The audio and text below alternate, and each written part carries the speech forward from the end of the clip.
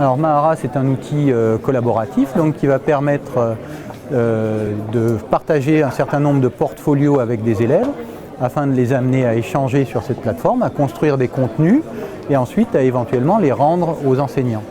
L'étape suivante, c'est de commencer à créer des groupes. Alors, la particularité de Mahara, c'est qu'il n'y a pas d'enseignants et d'élèves dans Mahara. Il y a des individus. Tout le monde est au même stade et tout le monde a les mêmes droits à l'intérieur de cet espace.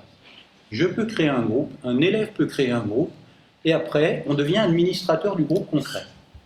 Ça leur fournit aussi la possibilité donc, de collaborer de leur propre chef, entre eux, et donc de développer des pratiques de réseaux sociaux à l'intérieur de cet espace. Je leur ai montré effectivement comment on pouvait créer un groupe. Tout simplement au début de l'année, j'ai créé les groupes. Moi, je leur ai fait la démo de comment je créais les groupes, de comment j'intégrais comment je les intégrais à l'intérieur de ces groupes. Et donc, ils ont pu ensuite reproduire ces techniques entre eux pour pouvoir développer ces pratiques.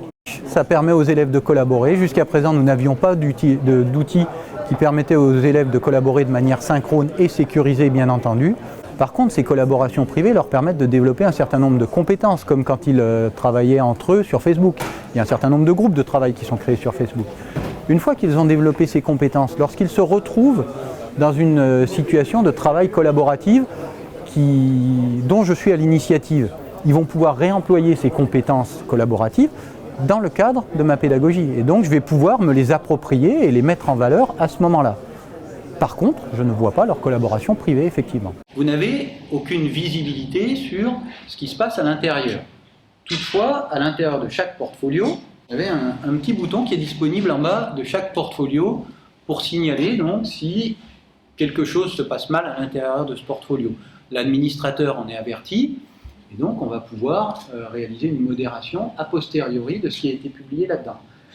Vous voyez que là, il y a vraiment cette notion d'éducation aux médias, de vérifier si l'élève est responsable au moment où il publie et au moment où il travaille en groupe, puisqu'on le laisse aller justement jusqu'à l'erreur. À l'intérieur de ces pages collaboratives, on peut tout à fait envisager d'intégrer d'autres contenus, tels des grains pédagogiques issus de Moodle.